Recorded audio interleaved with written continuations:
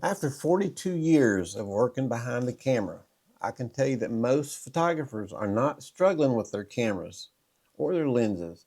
They're struggling with light. So I thought I would look up the definition of photography. The definition is simply painting with light. Not painting with your camera, not painting with the lens, painting with the light. So everybody's always talking about their cameras and their lenses. None of that is any good at all without good lighting. I don't care if you have a $10,000 camera, if you don't have good lighting, you're going to get bad images. But if you have good lighting, you can take a $50 Canon 20D from KEH and get good pictures. It's that simple. My name is Daniel Martin. I was a photographer for 42 years. Been doing YouTube now for 3 years. I know a lot of you, I look at our stats, and between 90 and 95% of people are seeing us for the first time. So welcome to our channel. We are a channel for everyone, whether you're a beginner or whether you've been shooting for 50 years. We like for everybody to make this photography home for them. Lighting is everything. Good light will make an average picture look great, and bad light will destroy the image. If you don't understand light, then you're just guessing. You've got the exposure triangle, which tries to help people learn how to handle light with your camera so that you can paint with light.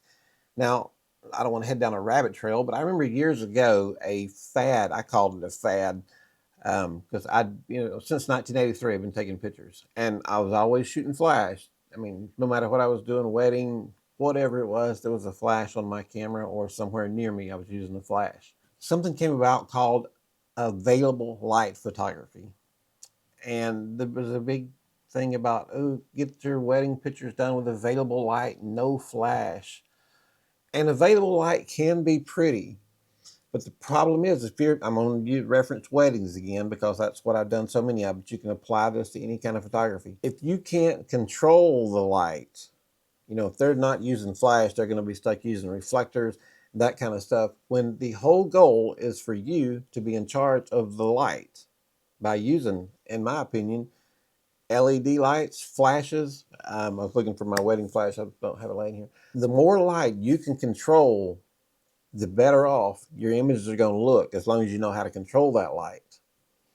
Don't just show up with this mentality, I'm just going to use the light coming in the window or the sunshine. That just won't work in every scenario because you are in control of the light. As a photographer, you have to paint with the light, as the definition said. Focus on the direction of the light. Front light can look flat. Side light will give you some depth, and backlight will create some drama. And if I am shooting, well, I'll hold that off to a little bit. Flat lighting is really not what you want. It doesn't create anything, and it just feels boring. You don't want that. I'm not saying ever. I'm just saying in most situations you don't want that. So if your photos feel a little boring, it's probably not your subject. It's probably your light. The direction of your light means so much. When we get to soft light and hard light, the closer I have a light source to somebody, the softer the light will be. The further back, the more harsh it's going to be. So if you put up a softbox on somebody right here and put the camera right in the middle just to get a good headshot, you're going to get very soft lighting. Now when I'm shooting models, I use a type of lighting called glamour lighting, and that is pretty much wraps the lighting around the girls. I think that is the right type of lighting to shoot females. Now, if I'm shooting a guy, I'm going to do it a little bit different. I'm going to use more hard light on the guy, more contrast. Maybe this side of the face goes dark and this side's lit up backlight to create some drama. Because I don't think really the same light works for guys as it does for girls when you're doing individuals like that. Soft light is safe and hard light is very powerful, kind of distinct. You've seen the pictures of the guys turning sideways, one face is dark, the other one's lit up. That's a great shot for a guy. When I'm shooting females, I like to show bright, lighten up the entire face. That's just me. That's what I've done. I know, obviously, I have broke the rules a few times and varied, but 90% of the time when I'm shooting a female, I'm going to be using the glamour type lighting, so we're going to light up the entire face. And if I'm shooting a guy, we're going to have more dramatic lighting going on. But if you're not controlling the light, and you're just taking what's there, you're going to have inconsistent results. And you don't want that. And this one can take a while to understand the distance of the light. The closer you move with the light, the softer and the more flattering the light is going to be. That's what I was talking about for females, softer and more flattering. Now, if you take your lights and you move them further back, you're going to get harder and more contrast. And then if you start lowering the light on one side and raising on the other so that you got a shadow going on one side, then you're really getting in some dark contrast, kind of like the thumbnail on this video. That's a hard light picture. Backlight creating drama. Side of the face was dark. So you probably don't need new gear. I know it's always fun to buy new gear. I love buying new gear more than anybody. But that's probably not where the problem is. The problem is where the lighting is. Put your money, now it's kind of, full circle, everything is important. Your camera is important. Your lenses are important. Your flashes are important. You need it all to come together for the shot to be right. But it all starts with your light.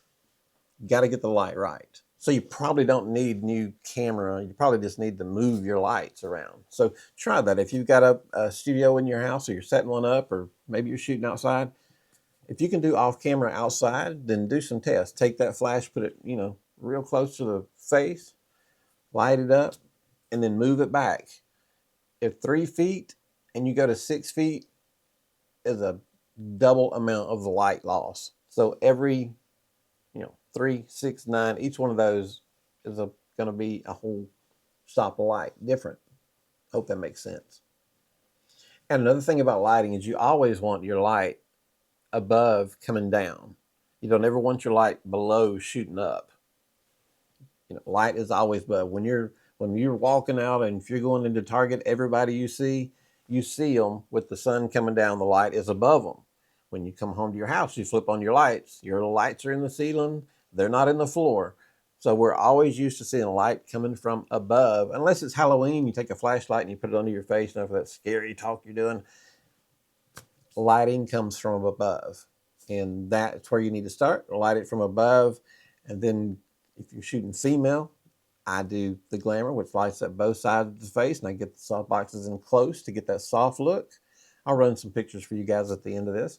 And, for shooting guys, it's going to be further back so we can get that contrast and get the shadows on the side. Now, this is where you get kind of fooled.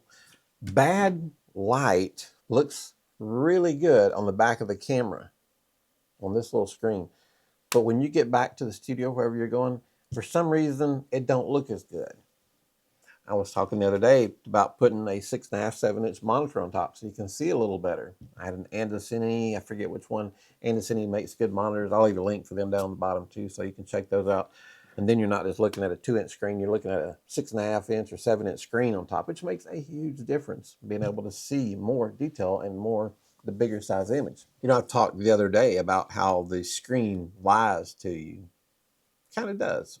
It hides flat lighting, bad direction, and weak contrast, easy for me to say, is very easy to be hidden in here. You can't see it as well until you get back to the studio. So don't put all your faith in your camera screen back here. It's a guide. It's not perfect. It's a help. Consider it a helper, not the final outcome. So with time and experience, you can understand your screen. Like, I understand my screens. If it looks one way, I know where it's off at. If it looks a little funny on here, I'm like, okay, that's not going to look the way on my computer. So get to know your camera so that you understand what you're seeing right here. And the more you do that, you'll be able to understand what you're seeing here or with the monitor on top of the camera. You'll be able to know what to expect when you look at it on the computer when you get home. That just comes with over time and some experience. And then it is okay to put a little trust on the screen in the back. But every time I change cameras, each camera has color different, balance, everything is different. So you kind of want to learn each camera individually. This is my G9 Mark II.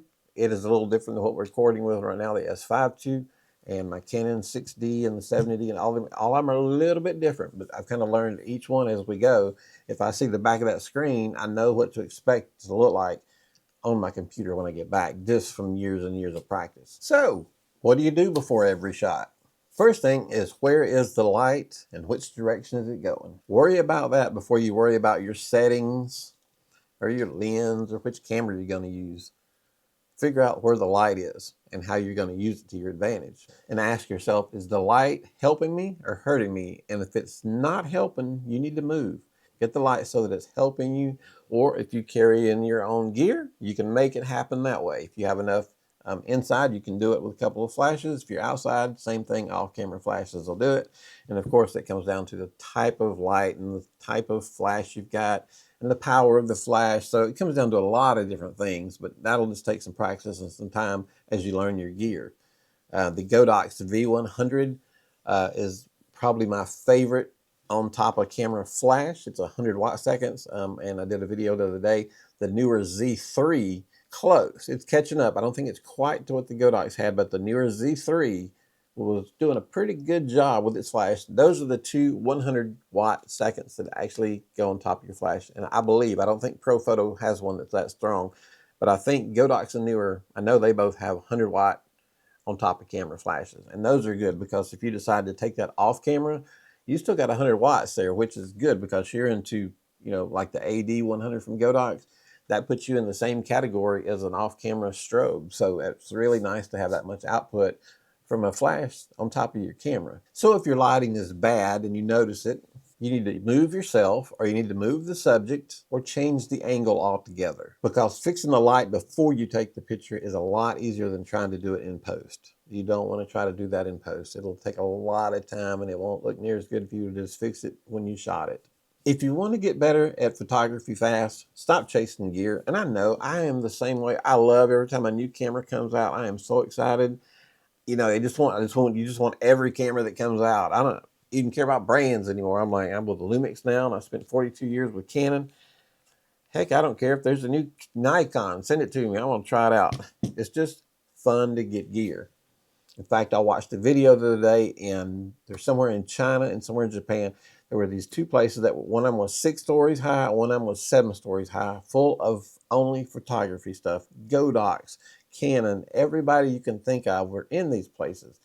If I can find those videos, I'll try to link them down at the bottom because they was really neat. I could spend 2 weeks walking through this place. I mean, it was like a whole mall full of photography stores only. That would be like awesome. I would love to go in there and check that out because everybody loves gear.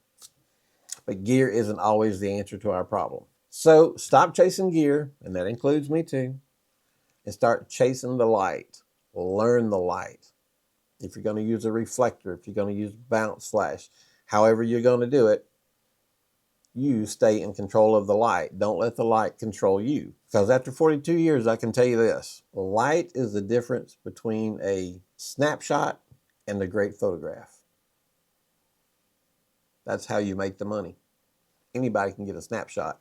You want to make photographs. So you need to be in control of the light. If you're going to paint with the light, it means you have to be in control. You've got to hold that brush to put the light where you want it. It's up to you. If you guys have any questions about some of the stuff I've talked about, leave comments down at the bottom. I respond to everybody that I get a chance to. There's no question there's no stupid questions you could ask. Believe me, I've asked them all. I've been doing this for over 42 years. I've asked some stupid questions over my life. So there's nothing you can ask that is stupid, I promise. And if you've been doing this a long time, maybe this is something you need to work on. I'm always working on this myself, just trying to get better all the time. Even though I'm done with weddings, except for the few that I still have booked, I'm doing YouTube full time. I still just want to do better and do better and do better.